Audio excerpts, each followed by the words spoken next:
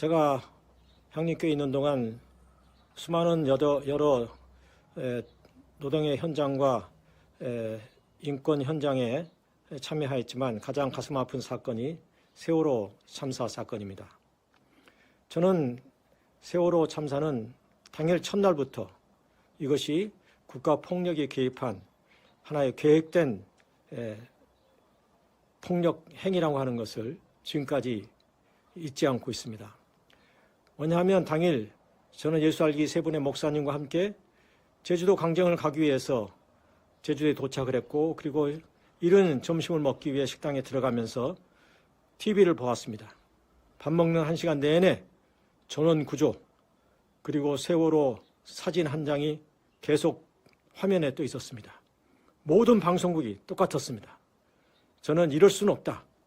세월호 그 구조를 한다고 그러면 헬기가 떠서 언론사가 그것을 촬영을 해야 되는데 그런 일도 없고, 그래서 이거는 미리 조작된 어떤 계획된 도발 사건이라고 하는 것을 저는 그때부터 확신하고 있습니다.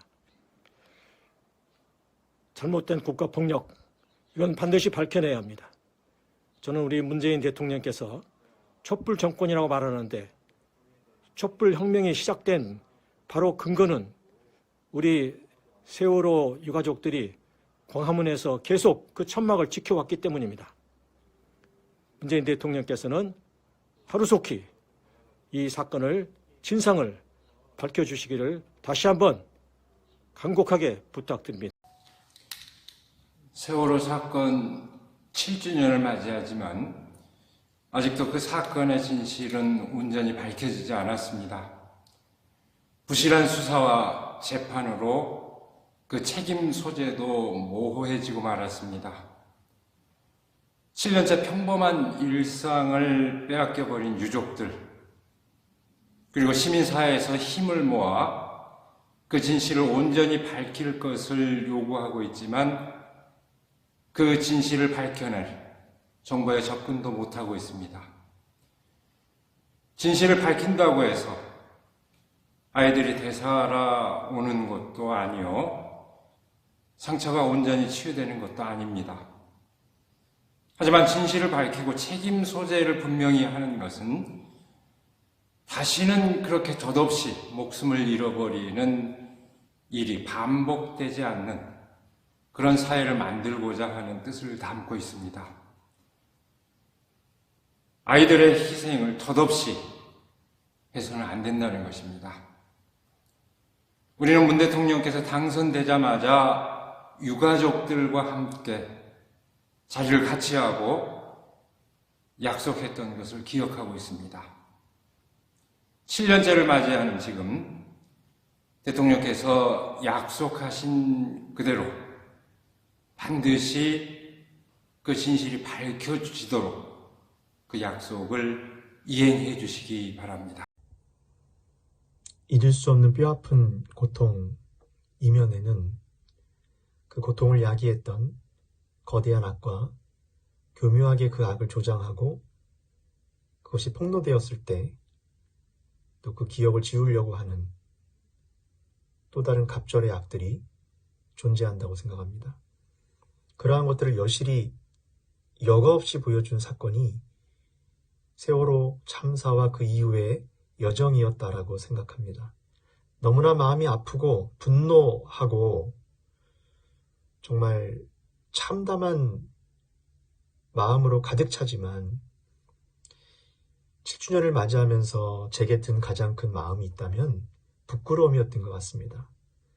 새로운 정부가 들어선 이후에 누구보다도 이 일이 이제 잘 해결되겠구나라는 기대가 사실은 있었습니다.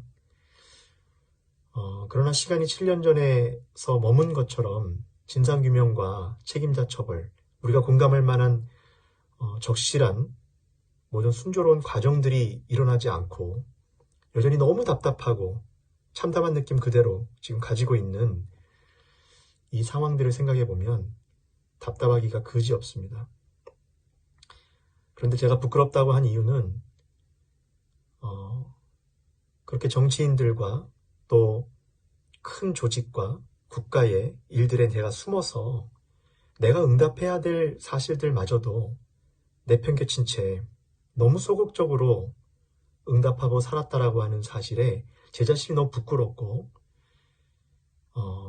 참 이런 이야기를 하기조차가 너무 민망합니다.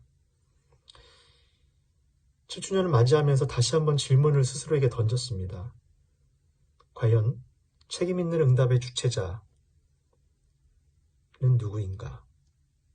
나 아닌 누군가가 하겠지라고 하는 그런 안일한 마음을 과감히 던지고 우리가 있는 그 자리에서 책임 있는 응답자로서의 소리를 내면서 선한 믿음의 양심을 끝까지 지켜나가는 우리 모두가 되었으면 좋겠습니다. 하나님께서 이스라엘의 약함을 보고 내려가셨지만 결국 그 이면에 있는 고통을 야기했던 바로의 악과 싸우고 끝까지 싸우셔서 그들을 건져내신 것처럼 그렇게 예수 그리스도의 그 은혜가 우리를 그렇게 악으로부터 건져낼 뿐만 아니라 무엇이 정의이고 선인지를 밝히 드러낼 줄로 믿습니다.